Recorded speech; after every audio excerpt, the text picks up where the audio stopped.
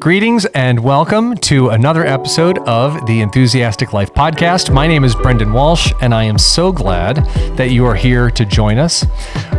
This week, we have my friend Ashley Davidson joining us. Ashley is the founder and creative director of Citizen Creative. She's also the founder of Kiesling and Milwaukee Café, a very famous and well-renowned bar and cafe in the Milwaukee Junction area of Detroit. Ashley has a just fascinating background in history, in high-end fashion, the arts, the auto industry, branding, creating spaces for people. It's really cool. So please enjoy this conversation with my friend Ashley Davidson. Ashley Davidson, welcome to the Enthusiastic Life Podcast. Thank you. Thank you for having me. I'm very enthusiastic to be here.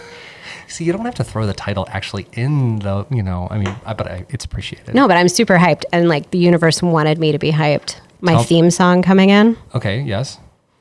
Was the theme song to Top Gun. So like, when did that come on? As I was pulling up to the block, it started coming on and I was like, I'm going to get parking right in front of his building. And guess what? I'm at the light. I see a car pull out and I was like, I bet that's his building. And it was. Hollywood parking. And the top, no, we're not talking like Kenny Loggins' Top Gun theme song. No, the OG. Like, dun, dun, dun, dun, dun, dun, dun, dun. Yeah. That's a vibe. That is. Yes. Okay. Yeah. So we're ready to rock. Can we get the rights to that? We could just play it in the roll credits. So I might not be able to get the rights, but when I post it, that'll be what we play on the Instagram post. I love this. So do you mind introducing yourself to our audience?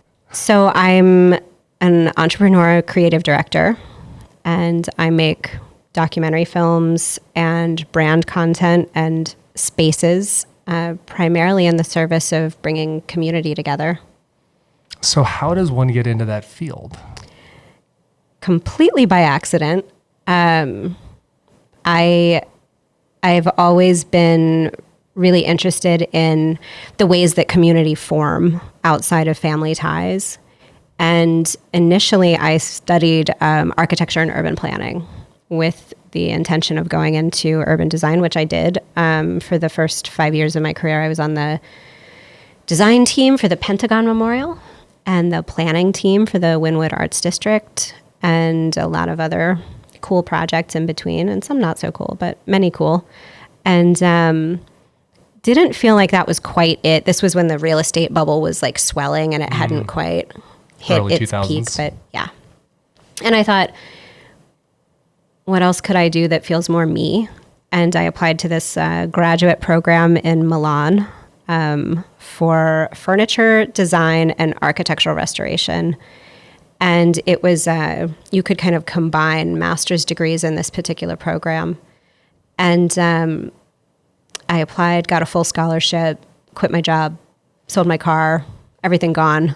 And I moved to Italy, and they canceled the program 2 weeks after I got there. Come on. I can't believe I haven't told you this. Yeah. No. So what did you do? I had like a 6-week panic attack. In Milan? In Milan. I was like... I mean, I guess there's worse places to have a panic attack than Milan, Italy. I can imagine. But yeah, I was in student housing, and I had started writing a blog with my friend in New York who had started a fashion blog. And I emailed her and I was like, hey, I'm here in Milan. I can write, I can shoot. Do you want me to write some stuff for your blog? And she was like, oh my God, Ashley, become the European correspondence team, which was so fun because it could be not my voice, 5 different voices. Right. And I started exploring the fashion world because I'm in Milan. And meanwhile, this becomes the largest fashion blog in the world. Fashionista, still out there. Neither of us are involved in it anymore, but she took it far. She's amazing. While learning about the fashion industry, I went to the first Fashion Week in Berlin. And there was a symposium on ethical fashion that Women's Wear Daily had organized. And they talked about the lace houses in France, how these lace houses were dying because the modern consumer didn't know really how to identify lace versus like a laser printed mesh.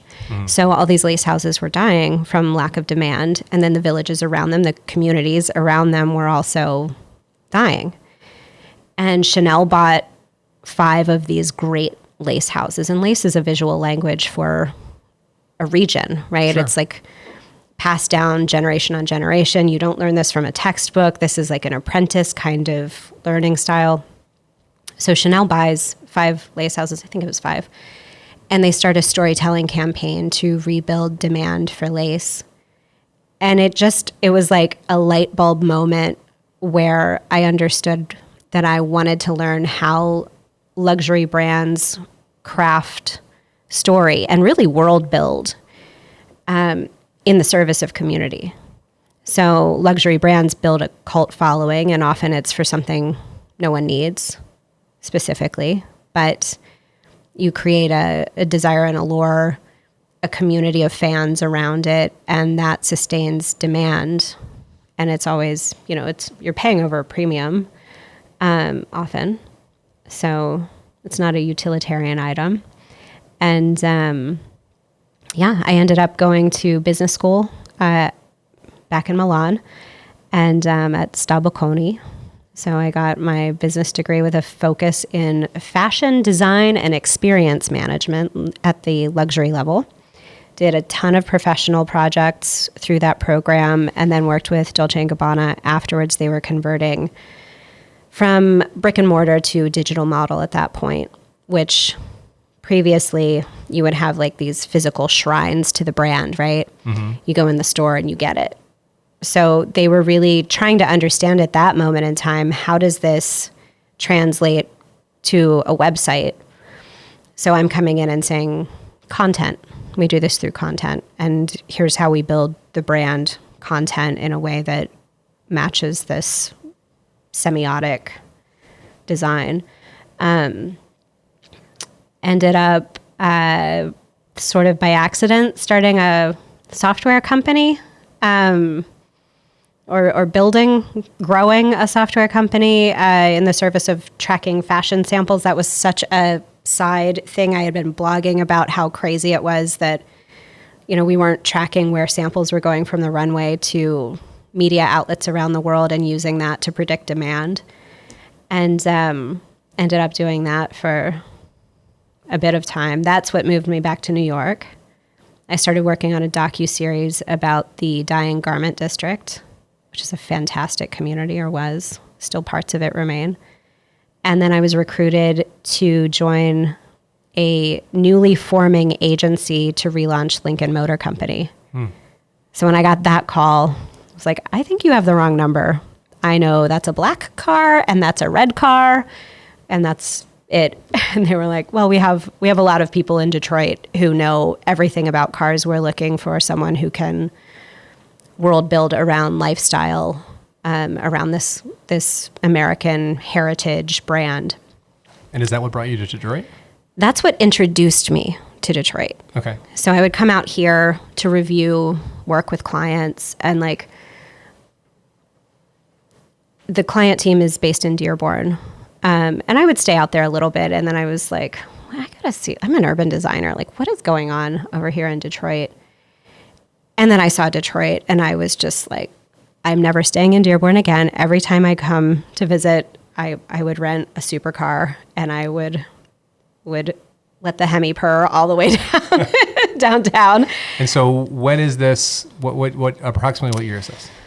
I want to say this was 2011. Okay.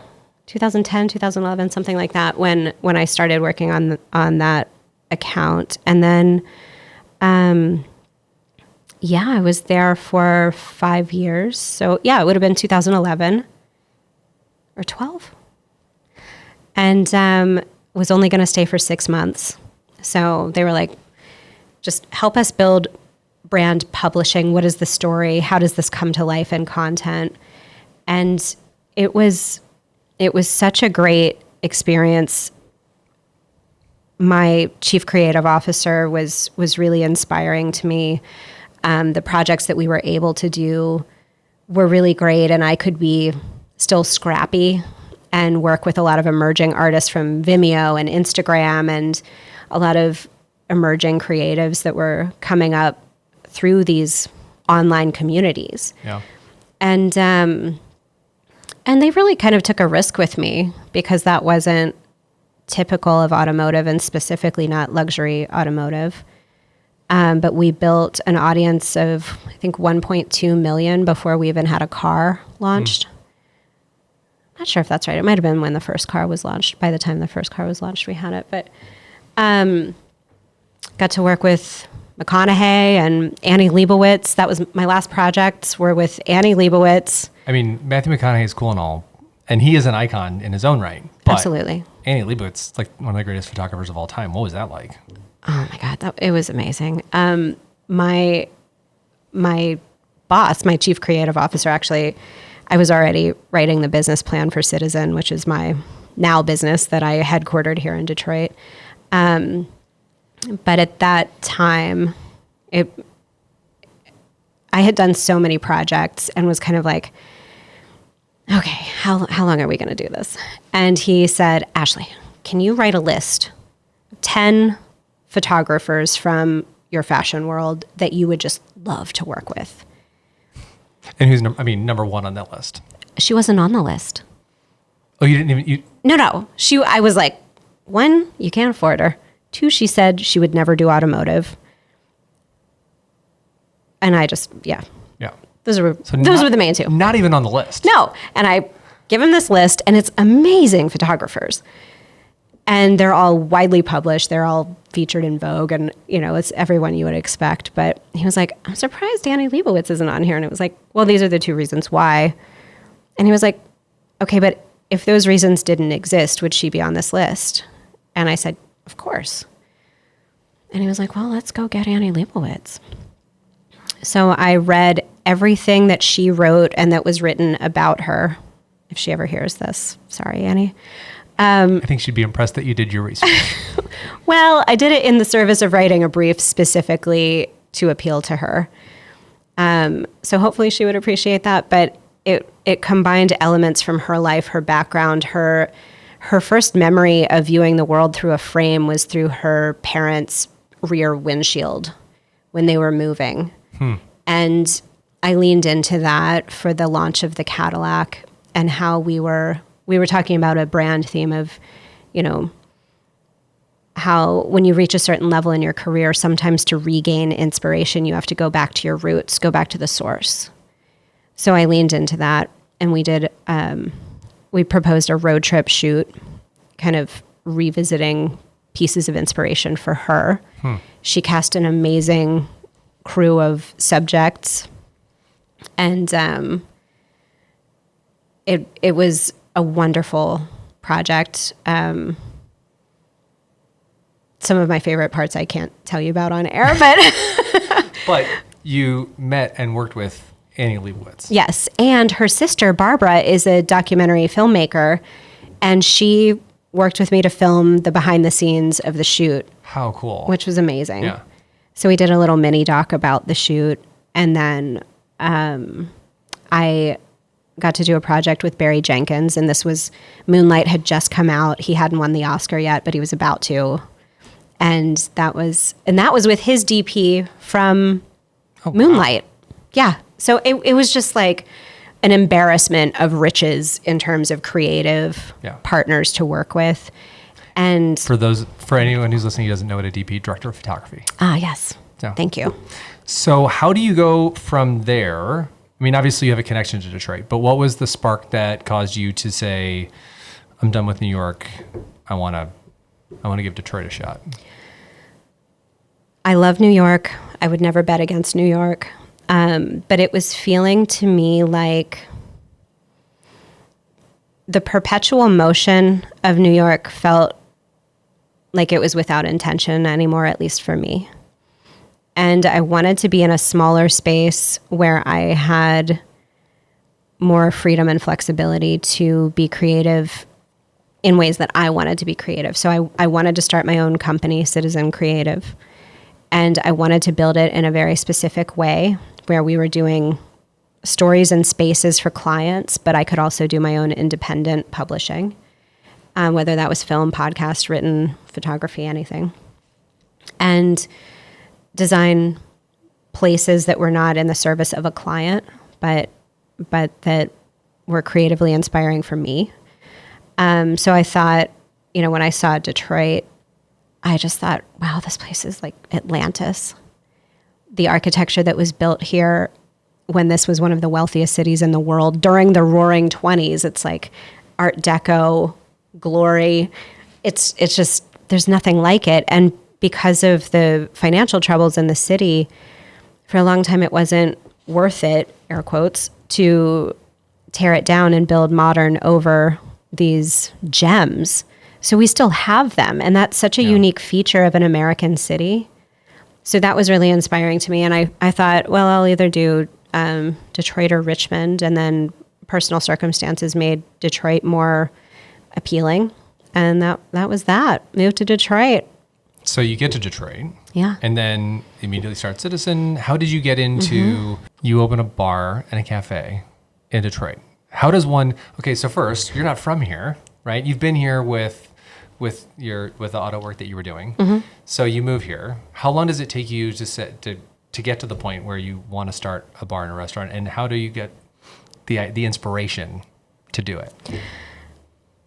Well, it was not my initial inspiration. So kind of backing up, I write this business plan for Citizen. This is in 2016. 2017, I start Citizen the day we incorporate Citizen, and it's me and a partner in Los Angeles. The day we incorporate, Brand USA becomes my client. So this is like the travel and tourism marketing arm of the United States, marketing every corner of the U.S. for international travel and tourism, which travel and tourism is a sweet spot for me because it's about place, about community, but it's also at the international level, especially at soft diplomacy. It's just such a beautiful field to work in, and amazing people who are all very passionate about where they come from, and welcoming visitors. So what could be better than that? That's hospitality. So concurrent with that, in my personal life, my partner wanted to open a bar, and I saw the space. It was a raw space, and I was really inspired by it. And the neighborhood around it was really interesting, Milwaukee Junction. And I thought about, how initially it was, how do I help with this? How do I help bring this to life in a really special way? And just really started to dig in, especially as I was traveling all across the country and meeting all of these other amazing bar owners and restaurateurs and people who were working in hospitality in general. How are they creating these really unique spaces for their neighborhoods? And how could we bring pieces of that together in a way that's really unique to Detroit? And I had the opportunity to work with an incredible wallpaper artist from Pittsburgh that I had long been obsessed with. He does wallpaper sheet by sheet in the old way. It's incredible. Worked with... How does one do wallpaper the old way? It's like screen printing sheet by sheet, and then it's almost like wheat pasted on the wall. Oh yeah, totally by hand. If you go into Kiesling, Princeberg is the name of the And then you have to line everything up. It's got to match. It's got to do the whole thing. Thing. I'll show you pictures. It's like sheet by sheet. He lined it up. And in the smaller rooms, I was like, can we scallop the edges, curve? I want the ceiling to be one print, and I want the walls to be another print, but I don't want it to stop at the corner of the wall. I want it to continue up onto the ceiling, but I want to scallop the edges so it feels like you're cocooned. So with Kiesling and Milwaukee Cafe, you won a bunch of awards for it, right? Yeah. And I mean, it sounds like just on that and what you shared with me before, your attention to detail is really at a very high level. So where does that come from? I don't know. And tell me about that, what that experience was like in building those spaces. And then also what did that do for What did that do for the bar and the cafe and to the people that experienced it and to the neighborhood? Where does that come from? I'm not really sure. I think maybe I've never thought about this. I like this question. My grandma was an amazing hostess. Everyone who came into our home just felt so much love from the intentionality that she put into your experience of just being in our house. The way she cooked, the way she exemplified Southern hospitality to such an extent where it wasn't at all pretentious. It was about your specific comfort. And I think... What was your grandma's name? Marie. Marie? Mm-hmm. And I think because of that, I focus on like, what is the experience of being in this place? So I don't want the small rooms to feel claustrophobic. I want you to feel cocooned. How do we visually achieve that kind of look? And Clint from Princeburg was like, that sounds cool. Yeah, let's do it. I'm going to cut the edges like this. Incredible. Like gold leaf on the doors, where like on the signs for the toilets, not because it's necessary, but because it's nice to respect the age of the building and what would have been there, not in a way to pretend that those are original, but because it goes with the space. We uncovered these murals, 4 murals that I think are the 4 seasons in a forest. And I based the logo off of the buck in the first forest scene when you come right in the door. And they were already in the building. Yeah, they were under like a million layers of paint, but yeah, we found them. No so, kidding. Yeah. How do you uncover a mural like that without damaging it? Because if you're going through that much paint, you're scraping. We were scraping. We were dremeling. I have no idea how these survived, but we found someone who does art restoration through the DIA, and she came through and she literally used a Q-tip with rubbing alcohol to clean off, some of the dust from all these layers of paint. But the paint actually ended up kind of mummifying it and protecting it from the age. So, it's signed AF French 1913. The bar was built in 1890. That's all we know. Yeah, that's all we know. A man named Kiesling. And the first photos have this big man standing out there next to the horse trough and a horse tie. It's a block from the Model T factory. It's a great neighborhood. So I guess Grandma provided this sort of attention to detail. I think a lot about the feeling of a place. What's the feeling you want to evoke? What was inspiring to me about our idea for Kiesling was, how do we create a high-low bar here? So I always describe it as an elevated dive meets an approachable craft cocktail bar. So without the pretension of some craft cocktail bars and without the stickiness of some dive bars where it just feels... Stickiness is a good way to put it. Yeah. That carpet that's been there for so long. Yeah. Yeah. And... minus the peanut shells. Yeah. No, didn't have any of those. But the idea was to create a living room for the city where everyone felt equally comfortable. And within that environment, you have people breaking bread next to people that they wouldn't typically be talking to. This is terribly inspiring to me. And then I also really wanted to lean into creating as many opportunities for the hospitality team, our team, but also surrounding hospitality. And I was meeting all of these amazing people through travel, through documentary, through this show that I was doing in travel and tourism. And I told them, we just opened this bar. I'm going to keep in touch with you. Once we have it kind of humming along, would you ever consider coming up and doing a guest shift? And so many of them were lovely and gracious and, let us know if you have any questions as you go. We'd love to. And that's what ended up happening. So we would do guest shifts, master classes. And I really, especially in these last few years when we've gotten Tales of the Cocktail, top craft cocktail bar, there's like a top 10 list for East, Central, and West. And so we got on the top 10 for Central the last 3 years running. And bars started coming in. We'd bring them up on a Thursday, show them all over the city, different restaurants, different bars, cultural events that were happening. Because the goal was really, we want you to see it as the team visiting, but we also want you to have a lot to say about Detroit when you go home to your community. So people from bars from outside of Detroit are coming in because they want to learn from what you've done at Kiesling. Opposite. Okay. We're bringing in bars. Well, I sold the bar in March, but we'll get to that. The premise was come to Detroit and show us how you do it in your amazing bar. Okay. We're going to treat you to a weekend in our city, and then we want to see how you do it. So we would offer a master class. Anyone in the hospitality community could come in for free, learn from this guest bar. Then they would do a takeover, and we would do it on Monday nights, which is most other bars and restaurants are closed. So they could come in, staff could come in from those bars and restaurants and experience how so these other great bars, like how they do it.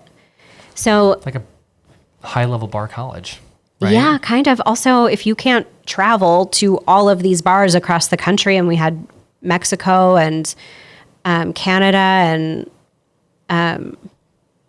personal favorite, long history with them, but La Factoria in San Juan, which is such a wonderful bar. But I think it's really easy to get to Puerto Rico. But I think sometimes people think, just because it's an island, that it's sometimes a little more challenging to wrap your head around going to it. But just incredible teams coming up and teaching our staff how they do things, but also the rest of the community, and then having a big party. So it was really fun. Go ahead. Oh, and the cafe, Milwaukee Cafe, like we'd built this bar and activated the neighborhood at night. So we built a kind of neighborhood hub. So it felt comfortable walking around the neighborhood at night, but there was nothing during the day.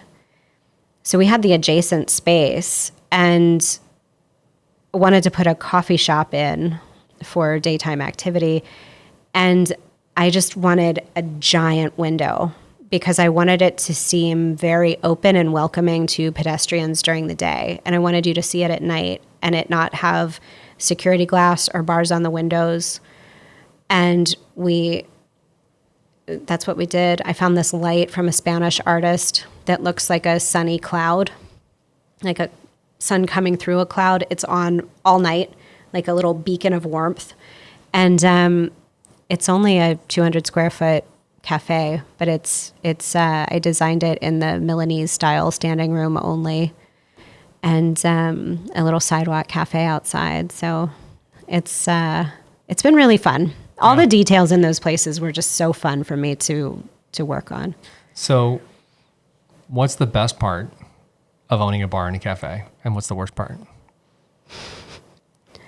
The best part is making space for people to come together and take care of them. The team, the guests, thinking about how do we make this a good experience as best as we can? How do we make it interesting? How do we make it almost like nurturing? Mm-hmm.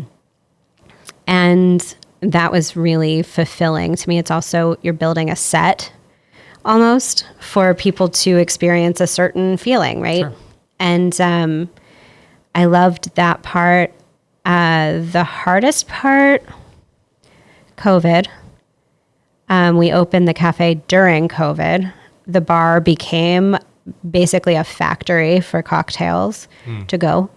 And I think when you build a space that becomes beloved, and it's like it's your baby, but then it's like theirs, know? Yeah. And that's such a beautiful thing. It's like the best. But then there's also the reality of business, which can be really difficult because we pivoted like 8 times during COVID and we stayed alive. But, you know, you have to make some changes and decisions that when people feel like, well, this is my local, this is my place, they don't always agree with. And that can be really hard. I think also that experience was a real turning point for a lot of people who were working in the hospitality industry and have a long history as career bartenders. And I think for them, it was, I mean, for everyone, it was kind of an identity crisis, but I think especially in hospitality, that kind of became the front lines for a lot of people to take their stress out on people. I have zero patience for people who are rude to service staff. And you saw a lot of that. You saw a lot of like the team taking a lot. And that was hard balancing all of that, where it's like, you know, you have to have empathy for literally everyone. We're all going through this thing, but how do you keep the business going and keep your team happy when so many people are so unhappy and they are absorbing it? So that was really difficult. But the opportunities that came from that, just in the sense of creating space for people to really build their own careers, to explore creatively what can be made with a cocktail, or how you make people happy by opening early for a cafe near a hospital, or, you know, it was just an irreplaceable part of my life. And then I met the James Beard community. I was inducted into the 2024 cohort of women's entrepreneurial leaders for James Beard. The Tales of the Cocktail community is amazing. And then last year I was working with some of the folks at Visit Detroit to try to get the Michelin Guide here. And we got Michelin Guide, which is amazing for the city because now we can move towards getting some stars for our restaurants. So, yeah. So then you sell Kiesling in Milwaukee Cafe. And so now tell me what you're doing now with Citizen and everything else you have going on in life. I mean, I feel like, as an entrepreneur, you have so many different irons in the fire. What are you most excited about right now? You know, it's funny. A lot of my friends, once I sold the bar and cafe, were like, you just need to sit and do nothing for 6 months. And I was like, that fundamentally feels wrong to me.